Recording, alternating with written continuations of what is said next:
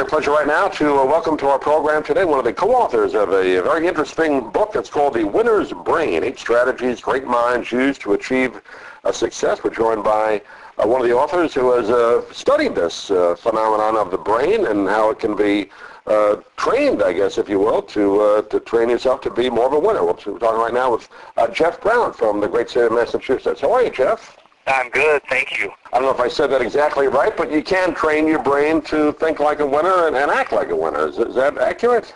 That's exactly right. Mark Finsky and I have co-authored The Winner's Brain, and we have taken on the goal of getting the message out about the current brain science that's available to us and how successful brains are operating and how we can get our own brains to operate in the same way. You know, the good news is that our overhead is low. We have a brain, and being able to use that and optimize it is a good thing. These skills that we've packaged into the book really have a nice backbone of science to them, and recommendations and suggestions on how to integrate that into your own life is based on cognitive behavioral psychology. All really good, solid research that's behind every word we wrote. I've always wondered why they don't teach things like you write in your book and how to visualize success and all that kind of thing. Why don't they start that in elementary school? Wouldn't that save everybody a lot of trouble later on in life? I think you may be right, and I think you're probably doing a good job of forecasting what the future might look like, particularly with the technology that we have now to look in and kind of peek inside the human skull and take a look at a live brain that's operating. It's wonderful. My colleague and co-author Mark Finsky at the University of Guelph now, that's what he does. He's a brain science researcher and looks at brains on a routine basis. But being in the classroom, I think it's not far from that. In fact, some schools have started adopting different cognitive behavioral strategies for different things that do pop up in the classroom. Do we know more about the brain now than ever before as far as how it works? I know there's neurons and all firing and all that kind of thing. We've known about that, but right. What makes you do something better than somebody else, or what makes you think that is more of a positive person than a negative person? Do we know what causes that? Well, we're getting some ideas about that. We have a lot to still learn about the brain. But one thing that the new technology is showing us is what parts of the brain light up, meaning where is the oxygen going, where's the activity in the brain when certain tasks are happening. One of the key factors for the winner's brain was that we looked at a lot of research, and frankly there's some research out there that would be fall into the category of brain science, but it may not be very legitimate research. And so first of all, our goal, particularly coming out of a trusted place like Harvard Medical School, we want the research to be solid. But that research, we grabbed a hold of what we thought was a key for demonstrating what successful brains are doing. Then we paired that research with real-life individual stories of people that we thought were demonstrating what the research was showing. We found out in, most cases that the research really was backing up what the interviews were telling us.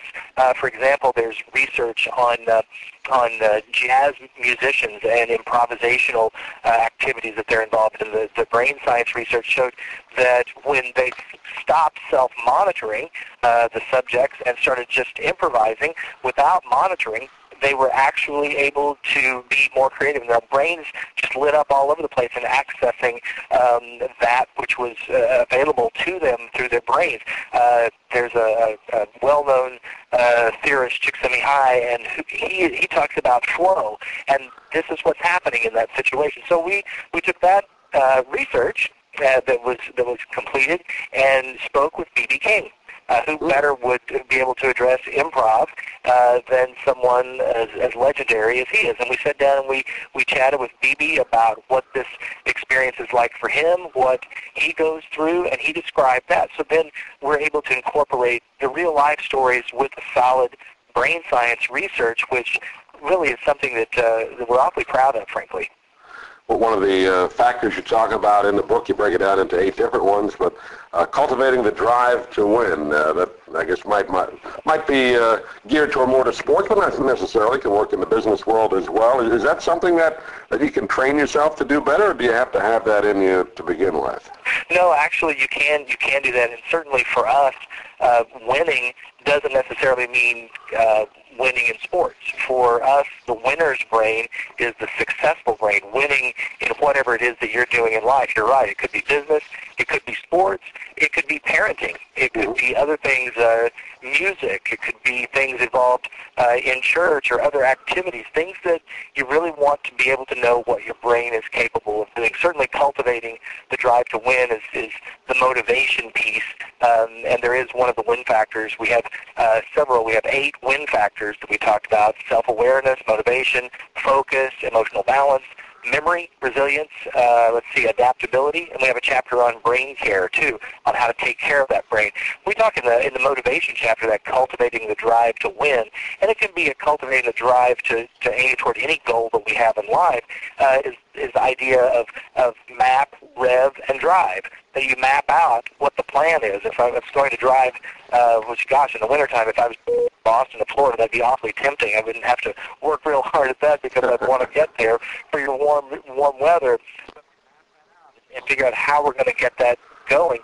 Then the rev part is preparing yourself, getting yourself geared up and literally revving yourself to make that trip, and then drive, putting that in action.